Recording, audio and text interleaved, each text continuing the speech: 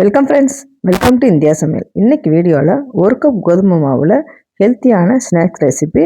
இதை பிரேக்ஃபாஸ்ட்டாகவும் நீங்கள் சாப்பிட்லாம், ஸ்நாக்ஸாகவும் நீங்கள் சாப்பிட்லாம். எப்படி பண்ணலாம்னு சொல்லி பார்க்கலாம். வாங்க வீடியோக்குள்ளே போகலாம்.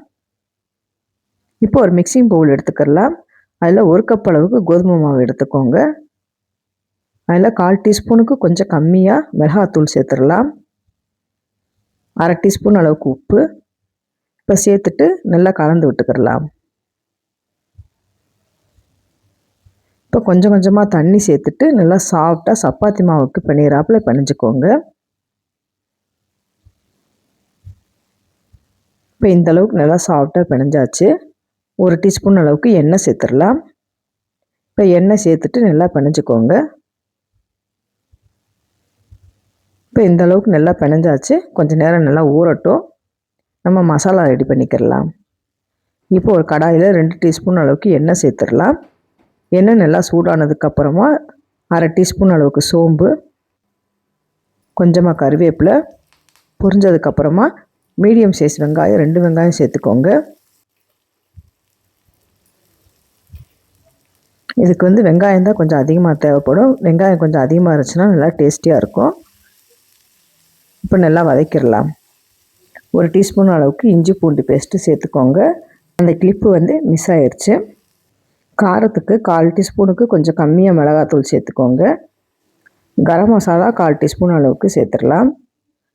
சிக்கன் 65 பவுடர் 1/2 டீஸ்பூன் அளவுக்கு சேர்த்துடலாம். 1/2 டீஸ்பூன் அளவுக்கு உப்பு இப்போ சேர்த்துட்டு நல்லா மிக்ஸ் பண்ணிக்கிடலாம். ஒரு 2 நிமிஷம் நல்லா மசாலா வெந்து வரட்டும். பச்சை வாசனையெல்லாம் போகட்டும். கடலை மாவு 2 டீஸ்பூன் அளவுக்கு சேர்த்துடலாம். இப்போ கடலை மாவு சேர்த்துட்டு நல்லா வதக்கிக்கோங்க. கொஞ்சம் தண்ணி சேர்த்துக்கோங்க. 1/4 கப் அளவுக்கு தண்ணி சேர்த்துட்டு நல்லா மிக்ஸ் பண்ணிக்கிடலாம்.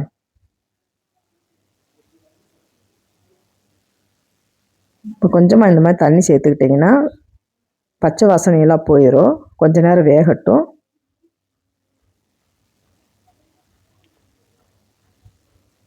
இப்போ மசாலா நல்லா வெந்து வந்துருச்சு. ஃபைனலாக கொத்தமல்லி இலையை தூவி விட்டுடலாம். தூவிட்டு நல்லா மிக்ஸ் பண்ணிக்கிடலாம். அவ்வளோதாங்க, ஸ்டஃபிங்க்கு மசாலா ரெடி ஆயிடுச்சு.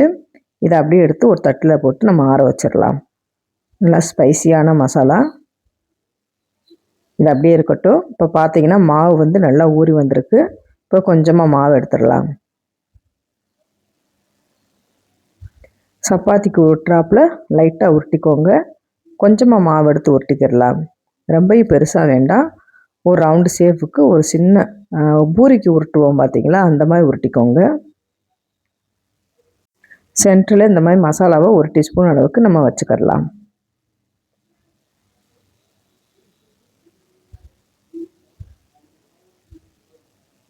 இந்த மாதிரி மசாலாவை வச்சுட்டு ஓரங்கள்லேருந்து நம்ம ரவுண்டாக இந்த மாதிரி உருட்டிக்கிடலாம். உருட்டிட்டு இந்த மாதிரி ஹோல்ட் பண்ணிக்கோங்க. இதுக்கு நம்ம உருட்ட வேண்டிய அவசியமே இல்லை. கையாலேயே 2 அமுக்குனிங்கனாலே போதும். இந்த மாதிரி ப்ரெஸ் பண்ணிக்கோங்க. அவ்வளோதான், ஈஸியாக ரெடி ஆயிடுச்சு. கட்லெட் ஷேப்புக்கு ஈஸியாக இருக்கும். இந்த மாதிரி ரவுண்டு ஷேப்புக்கு எல்லா மாவுகளையும் செஞ்சு எடுத்து வச்சிடலாம். இந்த மாதிரி நான் எல்லா மாவுகளையும் செஞ்சு எடுத்து வச்சாச்சு. இதை நம்ம சேலோ ஃப்ரை பண்ண போகிறோம். இப்போ கொஞ்சமாக எண்ணெய் சூடாக இருக்குது. எண்ணெய் சூடானதுக்கப்புறமா ஒவ்வொன்றா போட்டு நல்லா வேக வச்சு எடுத்துக்கிடலாம். ஸ்டவ்வை மீடியம் ஃப்ளேமில் வச்சுக்கோங்க. 2 பக்கமும் நல்லா திருப்பி திருப்பி போட்டுடலாம். இப்போ பார்த்தீங்கன்னா ஒரு பக்கம் நல்லா வெந்துருச்சு. இப்போ 2 பக்கமும் நல்லா திருப்பி போட்டுடலாம். அவ்வளோதாங்க, சூப்பரான ஸ்பைசியான கோதுமை மாவில் வச்சு உங்களுக்கு ஸ்நாக் ரெடி பண்ணியாச்சு. ஈவினிங் ஸ்நாக்ஸாக பசங்களுக்கு இந்த மாதிரி நீங்கள் கொடுக்கலாம். ஸ்கூல் விட்டு வந்த நிமிஷத்தில் ஒரு 2 சாப்பிட்டாலும் கூட போதும். சாப்பிட்டிங்கன்னா அவங்களுக்கு ரொம்ப எனர்ஜெட்டிக்காகவும் இருக்கும். நீங்களும் இந்த மாதிரி ட்ரை பண்ணி பாருங்கள் ஃப்ரெண்ட்ஸ். உங்களுக்கு நான் பிச்சு காமிக்கிறேன். எப்படி இருக்குன்னு பாருங்கள். ஸ்பைசியாக காரசாரமான டேஸ்டியாக இருக்கும். ட்ரை பண்ணி பாருங்கள். ட்ரை பண்ணி பார்த்துட்டு கமெண்ட் பண்ணுங்கள். உங்களுக்கு இந்த வீடியோ பிடிச்சிருந்துச்சுன்னா லைக் பண்ணுங்கள், ஷேர் பண்ணுங்கள், கமெண்ட் பண்ணுங்கள். உங்களை இன்னொரு வீடியோவில் சந்திக்கிறேன். பாய். தேங்க்ஸ் ஃபார் வாட்சிங்.